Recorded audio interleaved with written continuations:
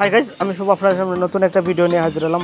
ভিডিওটা হলো চাইনিজ ভেজিটেবলের জন্য আমি 4টা সবজি নিলাম। একটা গাজর নিলাম, পটল নিলাম, সিজিঙ্গা নিলাম, পেঁপে নিলাম। তো গাইজ, গাজরটা দেখেন খুব সুন্দর পাতলা করে আমি খাচ্ছি। তো আপনারা এরকম ডিজাইন করে কাটবেন। পেঁপেটাও আমি এরকম ছোট্ট করে পাতলা করে কাটছি। আমি বেশি বড় থাকলে সিদ্ধ হবে না, টেস্ট হবে না সবজিটা। এরকম পাতলা করে কাটতে হবে। আর কাটার সময় একটু তেড়াই বেড়াই কাটবেন, যাতে সবজিটা কাটার পর সৌন্দর্য আসে, সেজন্য।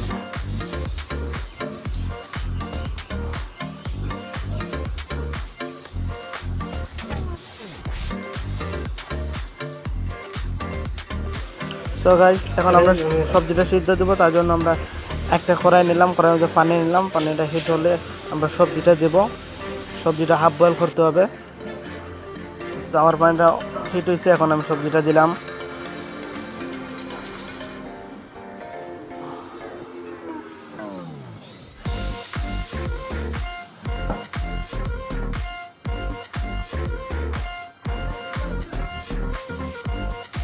আমার সবজিটা সিদ্ধ হয়ে আসতেছে, আমি এখন নামাবো কিছুক্ষণের ভিতরে।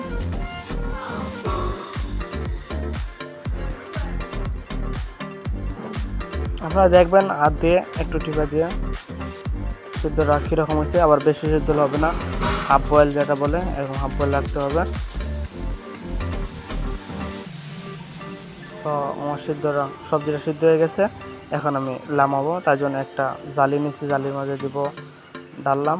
তো আমি ঠান্ডা হওয়ার জন্য পানি দেবো। তার জন্য পানি দিব, নর্মাল পানি।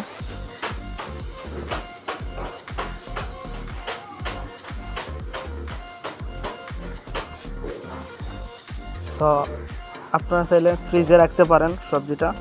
আমি ফ্রিজে রাখছি, কারণ যেহেতু আমি একটু পরে সবজিটা বানাবো। তার জন্য একটা কড়াই নিছি, কড়াই নেওয়ার মধ্যে হালকা একটু তেল দিছি। তেল দিয়ে এখন লাড়বো। এখন তেলটা হিট হইলে আমি একটু পেঁয়াজ দেব।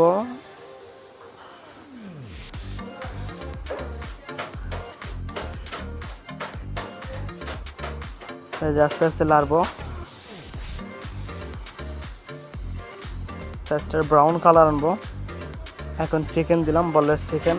যেহেতু আমি চিকেন সবজিটা বানাবো, তার জন্য ভেজিটেবলটা দিয়ে দিলাম। যে ভেজিটেবলটা আমি সিদ্ধ করে রাখছিলাম, ভেজিটেবলটা দিয়ে দিলাম।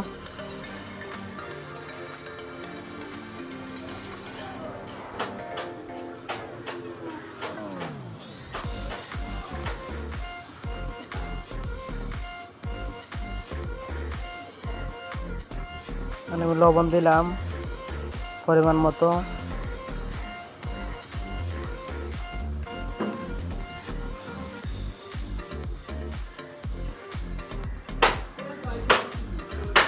টেস্ট সল্ট দিলাম পরিমাণ মতো।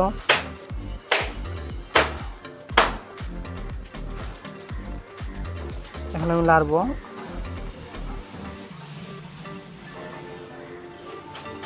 একটু মরিচ দিলাম, কারণ অবশ্যই সবজিতে একটু গ্রিন চিলি দেবেন, দিলে হালকা একটু স্পাইসি হয়। এখন আমি এরাউট দিয়ে সবজিটা ঘন করে নেব।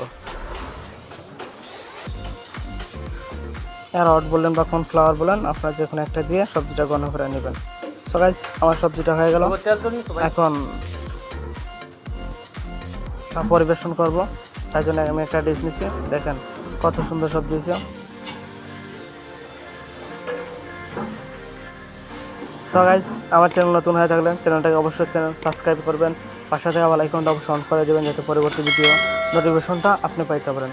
সো গাইস, একটা লাইক করতে ভুলবেন না, আর কমেন্ট করতে অবশ্যই বলবেন ভিডিওটা কেমন হলো। তো থ্যাংক ইউ আমার ফুল ভিডিও দেখার জন্য।